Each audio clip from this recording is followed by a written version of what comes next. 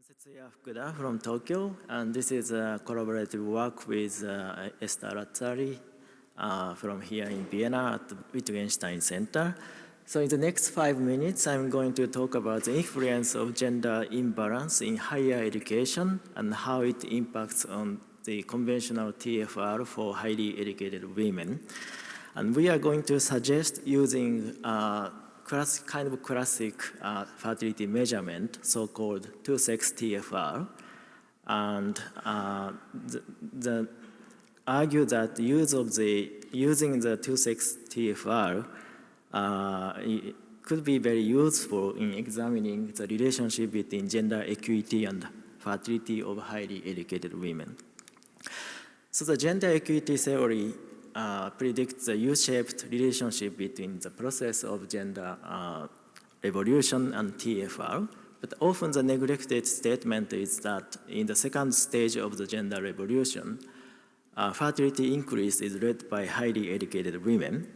And also in the cross-country setting, fertility levels of highly educated women should be higher in countries with better gender equity.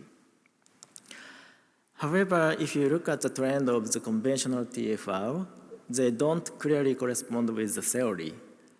Some countries are really showing the U-shaped pattern of the conventional TFR of highly educated women, but if you look at the US or Portugal, they don't really show the U-shaped pattern. And also in France, the fertility is increasing, but relatively lower degree. So our research question is the rise in TFR of highly educated women masked by gender imbalance in higher education? So the mating squeeze theory tells us that a relative increase in female tertiary education to male tertiary education causes the mating squeeze for highly educated women.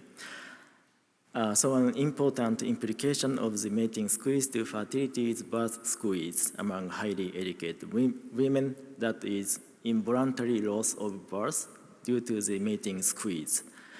Because the process of gender revolution and upgrading of female tertiary education correspond with the same period, increasing birth squeeze may obscure the true relationship between countries' gender context and fertility potential of highly educated women. So the method we came up with is the two-sex total fertility rate, which is suggested by Bob Schoen around 1985. So due to the time constraint, I skip all the mathematics about the method, but basically the two-sex TFR is based on the average of male and female fertility rate for each age and education pair. So the two-sex TFR is a composition-free TFR from both male and female age and education population structures at a given time. And what two-sex TFR show is a hypothetical TFR, which shown as the expected level of TFR when gender imbalances in each age and education pair is not observed.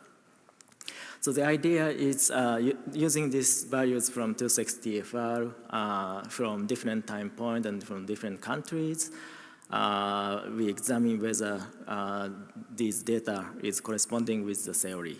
So data came from IPAMAS International Harmonized Data, France, Portugal, and the US, combining with the Japanese census data from 1980 to 2010. And we use the own-child method to compute period fertility rate.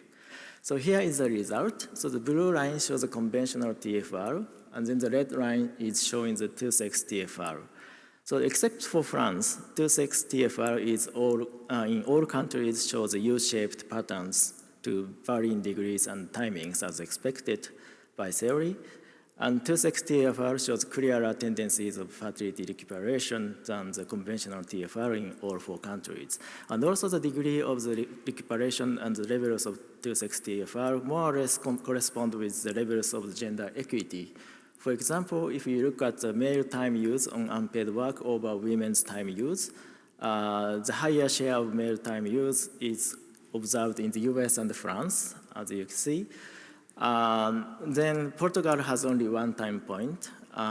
Then Japan is the lowest. So this pattern is somehow corresponding with the trend and also the level of the 2-sex TFR observed here.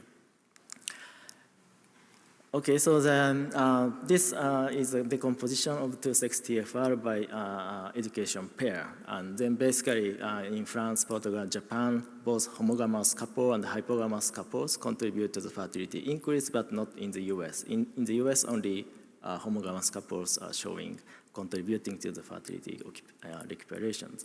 So we would like to suggest that the 2-sex TFR is a kind of suitable measurement for testing the gender revolution theories.